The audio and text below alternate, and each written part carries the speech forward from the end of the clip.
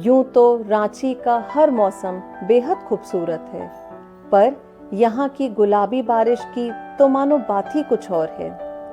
ऐसी ही बारिश से सजी एक सुबह मिट्टी की भीनी खुशबू के बीच मैं पहुंची शैल झा के घर। गुड़िया के घर जैसा सजा सजाया लॉन मेरा स्वागत करता है।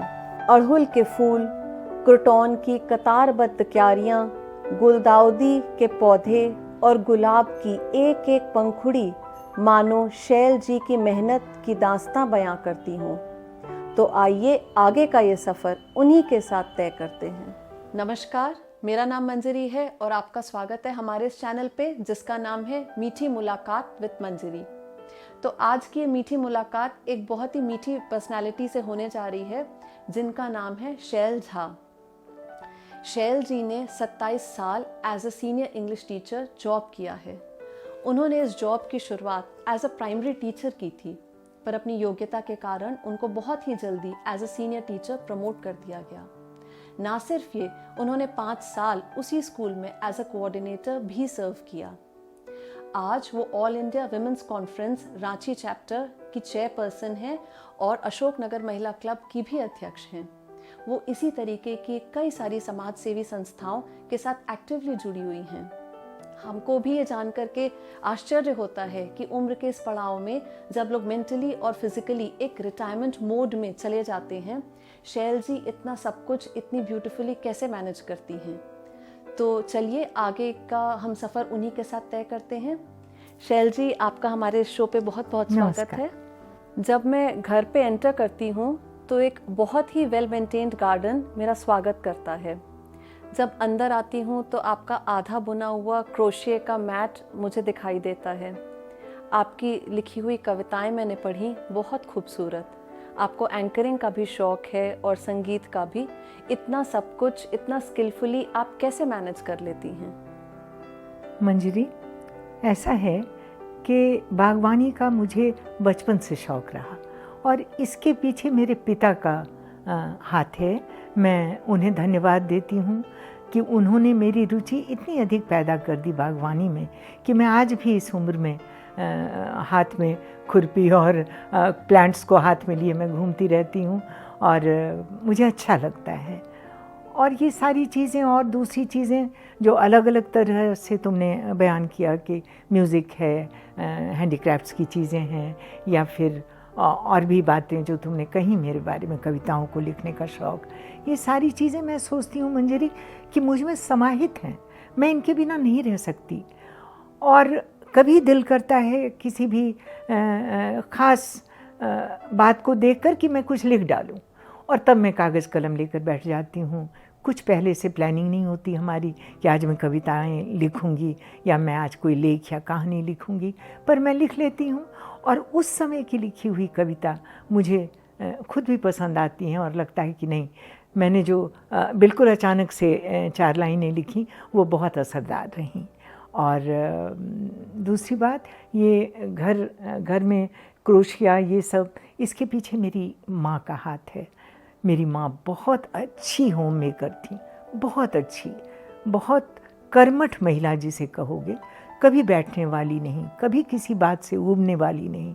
मैंने उन्हें ही देखा, मैं बहनों में अकेली हूँ और इसलिए मुझ पर माँ का असर पूरा पूरा पड़ा।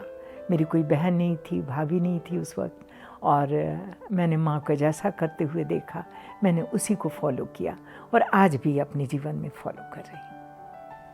कितना गहरा असर होता है माता पिता की परवरिश का एक बच्चे पर, वो चाहे आज हमारे बीच में हो या ना हो, पर उनकी परवरिश और उनकी सीख हमको ज़िंदगी भर याद रहती है। परिवार को टाइम देने के कारण आपको अपनी जॉब छोड़नी पड़ी। 27 साल एक बहुत लंबा समय होता है। बहुत ही एक्टिव प्रोफेशनल लाइफ के बाद एकाएक एक थोड़ी सी स्लो मूविंग होम मेकर की लाइफ जब हम जीते हैं तो बहुत सारे डिफरेंसेस होते हैं। And towards the end of the month हमको सैलरी भी नहीं मिलती है। तो इस गैप को आपने कैसे पूरा किया? ऐसा है मंजरी कि ये गैप बहुत खुशनुमा था मेरे लिए। मैं कब से सपने सजाए बैठी थी कि मैं केवल घर में रहूँगी, मुझे कहीं सुबह जाने की हड़बड़ी नहीं होगी, मुझे नाश्ता फटाफट बना के और जल्दी जल्दी खाने की हड़बड़ी नहीं होगी। और बहुत अच्छा लगता था कि मेरे पास समय ही समय है, मैं इत्मीनान से अपने हस्बैंड के साथ बैठकर नाश्ता कर सकती हूँ, उन्हें करा सकती हूँ और अपने बच्चों को भी पूछ पूछ कर नाश्ता बना सकती हूँ, आज तुम्हें क्या खाना है। जबकि जब मैं काम करती थी मैंने कभी नहीं सोचा कि आज बच्चों की ये पसंद है तो मुझे यही बनाना है, क्योंकि उसमें वक्त लगता था। और इसलिए मेरे लिए बड़ा सुकून देने वाला विषय था कि मैं रिटायर हो गई। रिटायर नहीं, मैंने तो जॉब छोड़ा था, और चूँकि मेरे बच्चे यूएस में थे और वो चाहते थे कि मैं काफ़ी दिनों तक उनके साथ रहूं, और इसलिए मुझे जाना पड़ा और मैं काफ़ी दिनों तक उनके साथ रही। और इतनी लंबी छुट्टी स्कूल से मिलनी मुश्किल थी और इसलिए मुझे जॉब छोड़नी पड़ी। तो कह सकते हो कि परिवार के कारण ही मैंने ये सेक्रीफाइस किया। और सैलरी वाली बात जहाँ तक है, ये एक ऐसा मुद्दा था जो महीने के शुरू में मुझे सालता था ज़रूर। मुझे लगता था कि वो पैसे अब मुझे हस्बैंड से मांगने होंगे कि मुझे ये खर्च है या मैं ये चाहती हूँ करना, मुझे इसके लिए दीजिए। वो समझते थे इस बात को कि इसको ये कमी खल रही है, और उन्होंने इस चीज़ का पूरा ख्याल रखा कि मुझे कभी पैसों के लिए कहना नहीं पड़ा।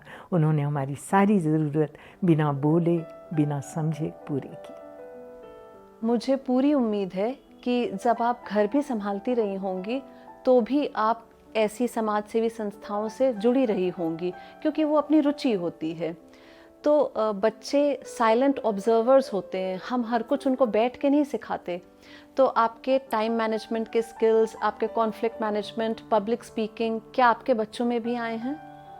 बिल्कुल मंजरी, हमारे सभी बच्चों पर मेरी छाप है।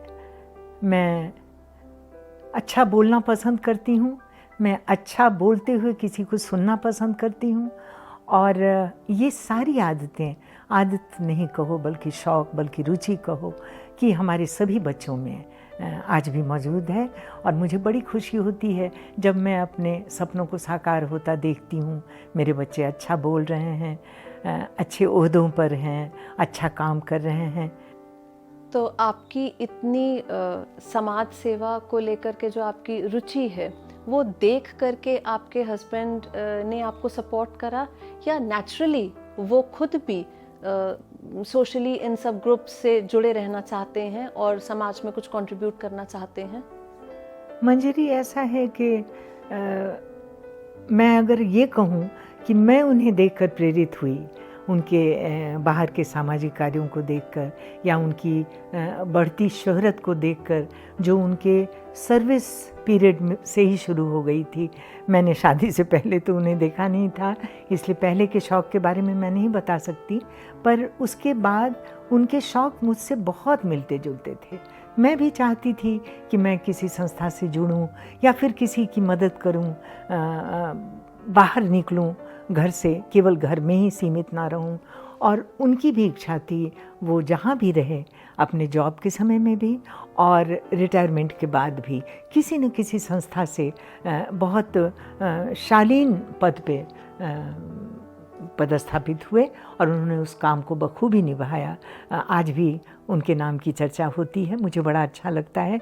और ये मेरे लिए एक प्रेरणा बन गया कि जब वो इतना अच्छा कर सकते हैं तो मैं भी क्यों ना उनका हाथ बटाऊं, उनकी रुचि में उनकी सहायता करूं पूरा करने में।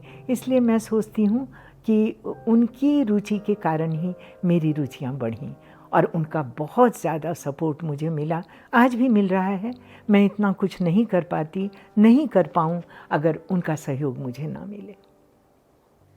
ऐसी धारणा है कि जिस संस्था में महिलाओं की संख्या ज़्यादा होती है उसको मैनेज करने में बहुत सारे चैलेंजेस आते हैं, स्पेशली एक चेयरपर्सन को। तो इस विषय में आपका क्या कहना है? तुमने कितनी अच्छी बात पूछी है मंजरी।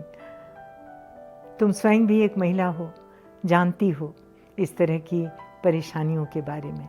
पर मैं अपनी कहूँ तो मुझे लगता है कि चेयरपर्सन पे डिपेंड करता है कि आपने किस तरह का बर्ताव सभी महिलाओं के साथ अपना रखा है। अगर आपके संबंध उनसे मधुर हैं, अगर आप सबों का ख्याल करती हैं, सबों की भावनाओं की कदर करती हैं, तो आपको कोई वैसी मुश्किल नहीं आती। वैसे हम इंसान ही हैं और सबसे बड़ी बात महिलाएं ही हैं, तो वो भी अपने गुण से पीछे कैसे हटेंगी।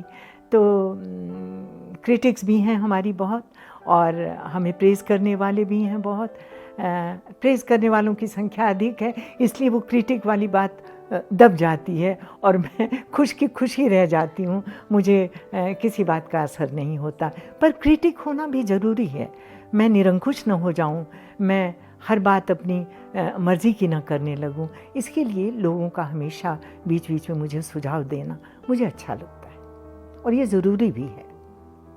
शैल जी, आपसे एक खास प्रश्न पूछना चाहूँगी कि उतार चढ़ाव सबकी ज़िंदगी में आते हैं, पर जब हम एक पब्लिक फिगर होते हैं तो लोग हमारे को और हमारी ज़िंदगी को एज इफ एक मैग्नीफाइंग ग्लास से देखना शुरू कर देते हैं। तो आपके प्रति क्या कभी कोई क्रिटिसिज्म या जजमेंट अगर आता है तो आप उसको कैसे मैनेज करते हैं? तुम्हारे सारे प्रश्न ही मुझे बहुत अच्छे लग रहे हैं, और ये प्रश्न मुझे खासकर अच्छा लग रहा है विशेष रूप से कि आप जब किसी ऐसे पद पे रहते हैं जहाँ सबों की निगाह बनी रहती है और आपको सभी जानने लगते हैं, तो आपके लिए उन्हें ऐसा लगता है कि मुझ में कोई कमी नहीं रहनी चाहिए, मुझ में खूबियाँ ही खूबियाँ रहनी चाहिए और मुझसे कोई गलती भी नहीं होनी चाहिए। इन बातों से मेरा मन कभी कभी घबराता है। मैं भी इंसान हूँ, मैं भी एक महिला हूँ, मैं अपने परिवार के साथ भी रहती हूँ, मेरे और सारे उत्तरदायित्व भी हैं जो मेरे बच्चों के प्रति हैं, समाज के प्रति हैं, हमारे बहुत बहुत जिस परिवेश में हम रहते हैं उन लोगों के प्रति हैं। तो मैं अपने को सिद्ध करने की चेष्टा में हमेशा लगी रहती हूँ कि मैं गलती नहीं करूँगी, गलती नहीं कर रही हूँ, बल्कि कई बार ये भान हो जाता है मुझे कि मैं गलती नहीं कर रही हूँ, जबकि ऐसा होना गलत है, ऐसा होना नहीं चाहिए। मुझे अपनी गलतियों का एहसास होना चाहिए।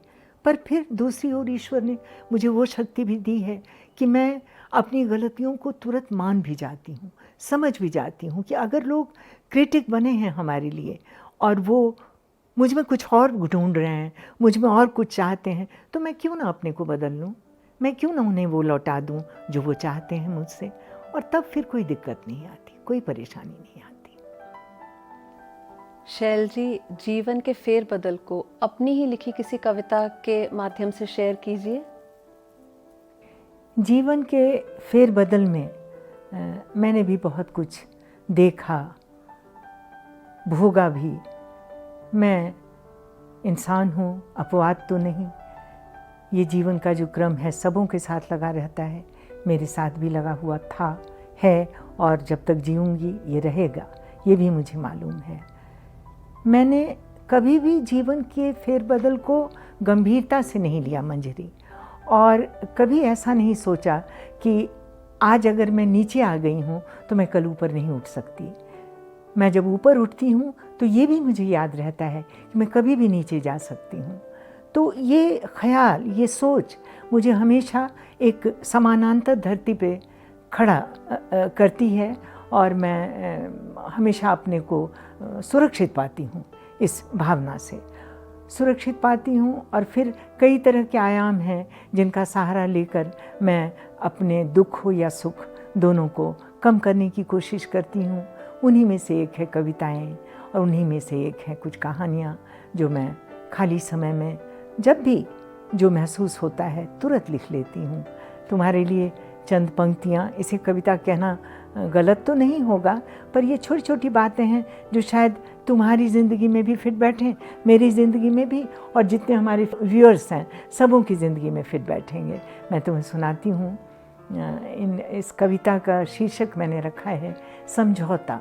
समझौता, रिश्तों से समझौता,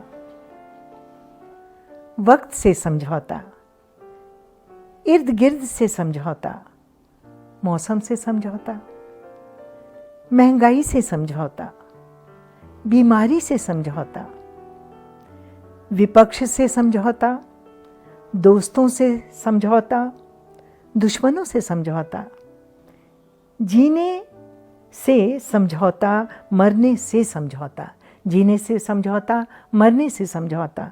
जन्म लेते ही ये शब्द मुझसे जुड़ गया, जन्म लेते ही ये शब्द मुझसे जुड़ गया, इसके बिना सांस ही नहीं चलती।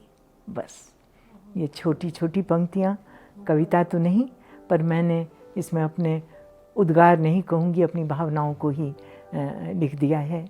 और तुम्हारे इस शो में आने से मुझे भी बेहद खुशी हुई है। तुमने बहुत अच्छी अच्छी बातें मुझसे पूछी जो मैं शायद बताना ही चाहती थी किसी को।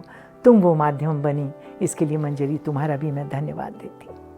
आपका भी बहुत बहुत धन्यवाद। बहुत खूब।